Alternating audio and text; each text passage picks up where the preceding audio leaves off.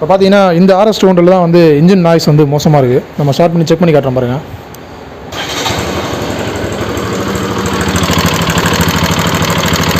இதுதான் வந்து engine noise.